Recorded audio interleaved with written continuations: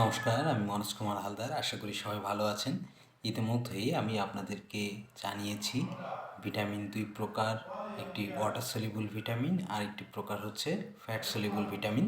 এই fat soluble ভিটামিনের মধ্যে রয়েছে vitamin A, vitamin D, vitamin E এবং ভিটামিন কে। আমি আগের ভিডিওতে আপনাদেরকে ভিটামিন এ এর বিষয়ে বিস্তারিত তথ্য দিয়েছিলাম। আজকে আমরা ভিটামিন ডি এর বিষয়টি একটু ভালোভাবে জেনে নেওয়ার চেষ্টা করি। ভিটামিন ডি, যেটা আমাদের শরীরে সঞ্চিত থাকে এবং সূর্যালোক বা সূর্য রশ্মি আমাদের ত্বকে এসে পড়লে এই ভিটামিন ডি অ্যাক্টিভ হয় এবং এই ভিটামিন ডি এর সহযোগিতায় ক্যালসিয়াম শোষণ হয়। ক্যালসিয়াম এবং ফসফরাস শোষণ যদি না হতে পারে তাহলে আমাদের হাড় দুর্বল হয়ে পড়ে এবং আমরা বিভিন্ন ব্যথা জাতীয় সমস্যায় পড়ি। ছোট বাচ্চাদের ক্ষেত্রে রিকেটশিয়া তথা হাড় বাঁকা রোগ তৈরি হয়।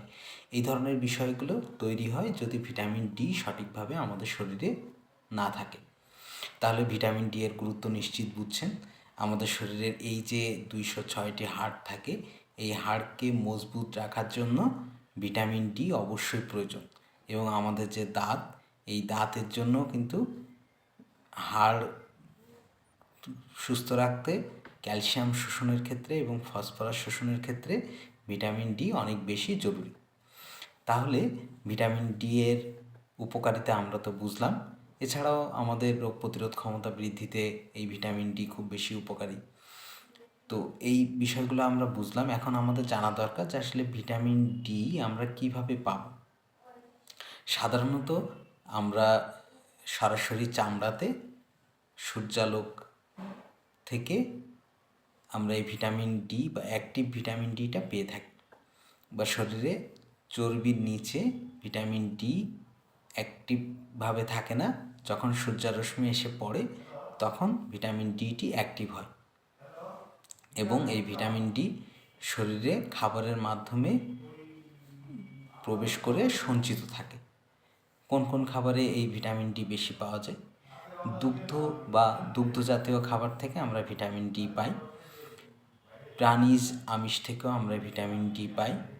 ডিমের কুসুম থেকে আমরা ভিটামিন ডি পাই এবং সজনে পাতা, এখান থেকেও আমরা বেশ পরিমাণে ভিটামিন ডি পাই। সজনে পাতা শুধুমাত্র ভিটামিন ডি এর উৎস নয়, আরও অনেক উপাদান এই সজনে পাতায় অনেক বেশি পরিমাণে থাকে। সজনে পাতা অথবা সজনে ডাঁটা যেটাই খান, এখান থেকে ভিটামিন ডি পেয়ে যাবে।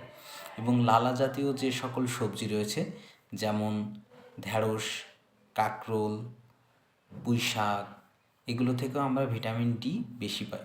এক কথায় লালা জাতীয় সবজি থেকে ভিটামিন ডি বেশি পাই, দুধ বা দুধ জাতীয় খাবার থেকে ভিটামিন ডি বেশি পাই। তারপরে আমরা এই কড লিভার অয়েল, এখান থেকে ভিটামিন ডি বেশি পাই। আর এর সাথে তৈলাক্ত যে মাছগুলো আছে সেই মাছ থেকেও আমরা ভিটামিন ডি বেশি পাই। এটা খুব সহজ বিষয়, কিন্তু আমরা অনেক ক্ষেত্রে দেখা যায় যে অনেকে এই রৌদ্রে মোটেও যান না, তাদের ক্ষেত্রে এই ভিটামিন ডি এর ঘাটতি হওয়ার সম্ভাবনা থাকে এবং যার কারণে আপনি ক্যালসিয়াম সমৃদ্ধ খাবার খেলেও সেই ক্যালসিয়াম শোষণ হয় না, যার কারণে বিভিন্ন রোগ তৈরি হয়। সেই রোগগুলোর মধ্যে প্রথমটি হচ্ছে হাড় ক্ষয় রোগ বা ব্যথা, এই জাতীয় যে সমস্যাগুলো।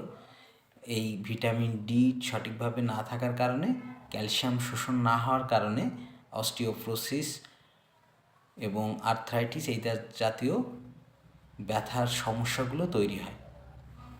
এছাড়াও আমাদের দাঁত বা দাঁতের ক্ষয় তৈরি হয়। অনেকের দেখা যায় হঠাৎ করে দাঁত ভেঙে যায়। তো এরকমভাবে ভিটামিন ডি এর ঘাটতির কারণে ক্যালসিয়াম শোষণ না হতে পেরে আমাদের দাঁত এবং হাড় দুর্বল হয়ে পড়ে, যার কারণে বিভিন্ন ব্যথার সমস্যাগুলো তৈরি হয়।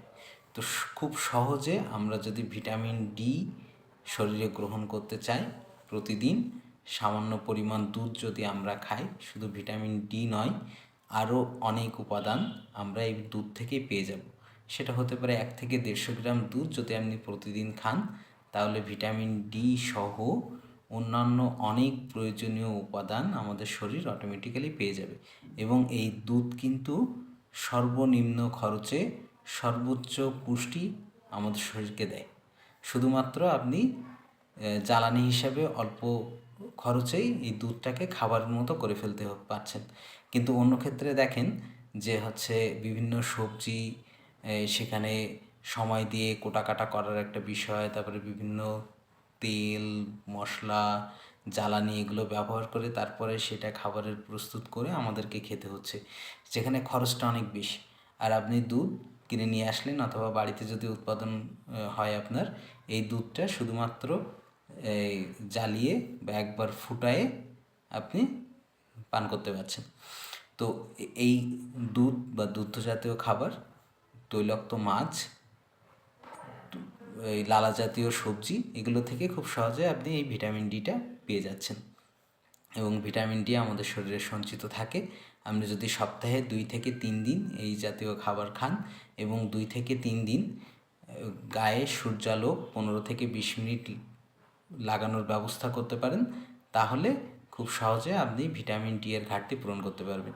এছাড়াও যদি আপনার কাছে মনে হয় যে না, আপনি এই ব্যবস্থাগুলো নেওয়ার পরেও মনে হচ্ছে যে আপনার হাড়ে কোনো সমস্যা অথবা আপনি ব্যথার সমস্যায় ভুগছেন, তাহলে অবশ্যই চিকিৎসকের পরামর্শ নেবেন। এর বাইরেও আপনারা এই ঔষধের মাধ্যমেও এই ঘাটতি পূরণ করতে পারি। তো সকলকে ধন্যবাদ, সকলের জন্য সুস্বাস্থ্য প্রার্থনা করছি। ভালো থাকবেন সবাই।